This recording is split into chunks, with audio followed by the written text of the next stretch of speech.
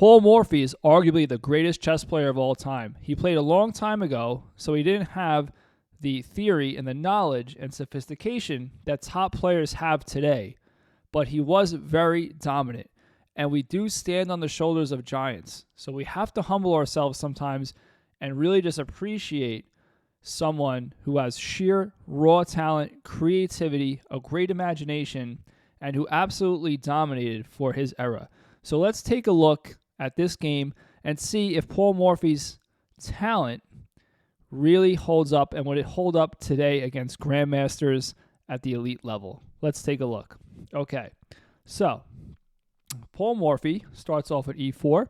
I should also mention that this game is played against two players sharing the same board, the Duke of Brunswick and Count Assord, I guess his name is pronounced. Anyway, knight f3, so far so normal, but things do not continue to be normal. We have d6, which is okay, and d4. Paul Morphy strikes in the center.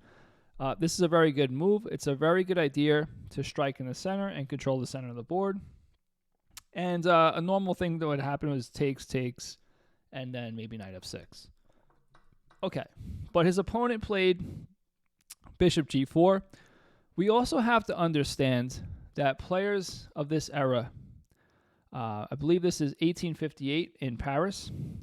In the 1800s, players were way more aggressive, and they actually call it the Romantic era of chess.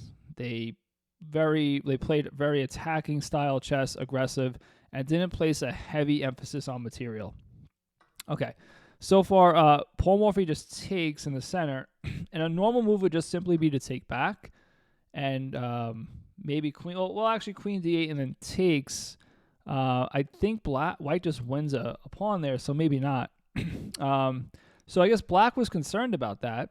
So black, after this move, he took the knight on f3. So that was damage control there. It does help Paul Morphy get his queen into the game, which becomes a problem in a little bit, as you'll see.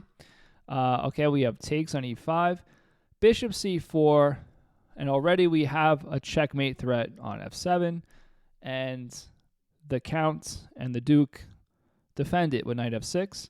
So they defend and they develop. The problem with that is, though, it leaves open another attack, and that's queen b3, simultaneously attacking the pawn on f7 and b7. Okay, so queen e7 is the only thing you can really do here, and Paul Morphy plays knight c3. Now, you might be wondering, why didn't Paul Morphy play queen b7?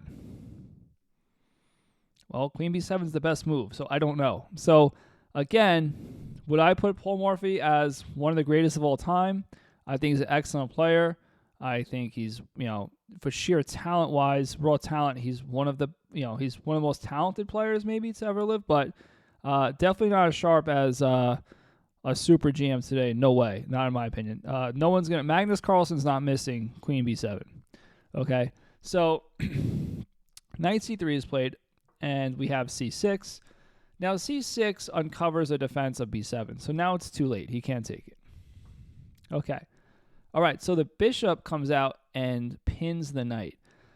Now, this is a good idea. We want to develop all our pieces, and this bishop pins the knight, which is also a good idea. We want to pin our opponent's pieces.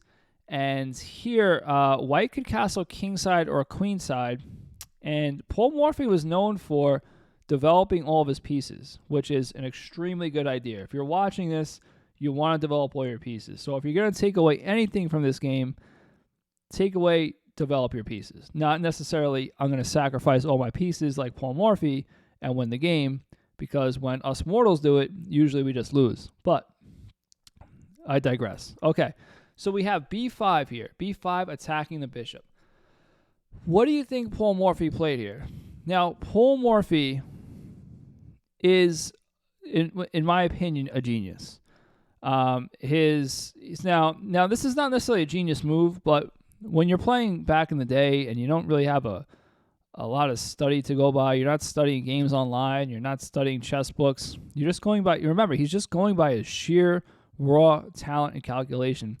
He never really retreated. I mean, he did, but he always found these creative ways to move forward and break through. And here he finds a nice sacrifice. Again, which is typical in today's day and age. A 1600 might find this.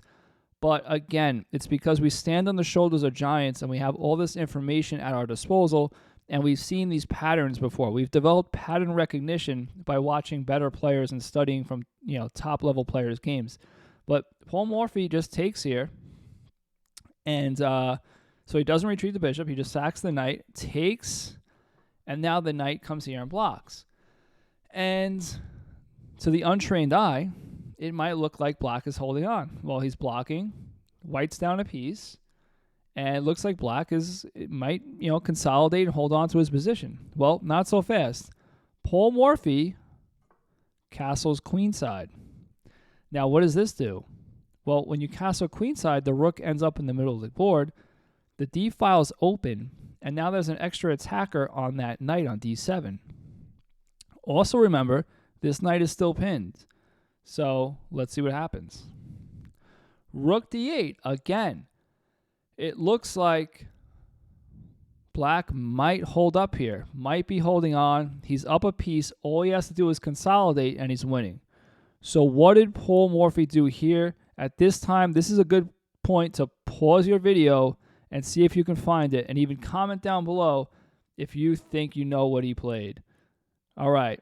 In this part of the game, Paul Morphy played the only winning move. There's a couple of moves that are kind of winning. This is the only winning move.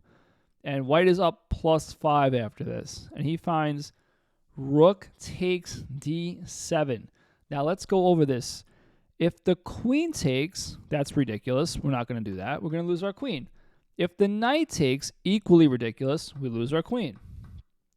If the king takes, it's illegal, so he's going to get arrested. So he's got to go rook takes, right? So he goes rook takes. No problem, right? Everything looks good. He's holding on, right? Well, Paul Morphy, unlike most players today, not the elite players, but most players that are learning chess, they don't use all their pieces. They develop 2 or 3 pieces, then they attack, and then the opponent defends, turns all the energy against them, counterattacks, and then they wonder why they lose because they weren't playing with all their pieces. Paul Morphy understood. He had a great intuition of the board and understood that we have to use all our pieces in chess. So he takes his last piece that's not used, and he's like, hey, I'll bring it into the game, into the center of the board on an open file where it's attacking this pinned piece. Excellent idea. And mind you, the black king is in the center, stuck, and he's a long way from castling.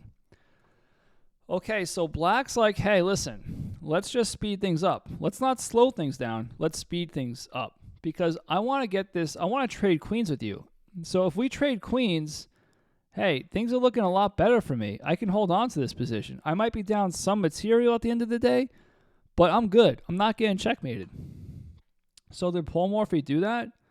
I don't think so. What did Paul Morphy play here? Paul Morphy played bishop takes d7, so he takes the rook. So he sacked the rook exchange before. Now he's getting the rook exchange back. Black takes with the knight. And what did Paul Morphy play here? This is another chance to pause your videos and comment down below if you think you found it. And here, Paul Morphy, this is why this game is famous, played queen to b8 check. And the only move, because the black king cannot move up because of the bishop, is to take the queen. And then Paul Morphy played rook d8 checkmate. So there you have it. What do you guys think? Is Paul Morphy one of the best players ever?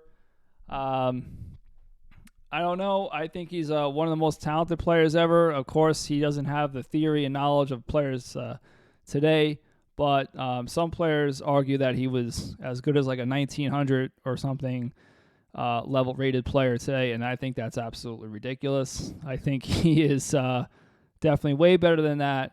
And chess.com evaluates him at 2680. I'm not sure how they got that rating, if they use Stockfish to kind of evaluate his games. Not really sure, but at the end of the day, Paul Morphy, one of the most exciting chess players to ever play. I think we can all agree with that. Hope you guys liked the video, and please don't forget to like and subscribe. I'll see you later.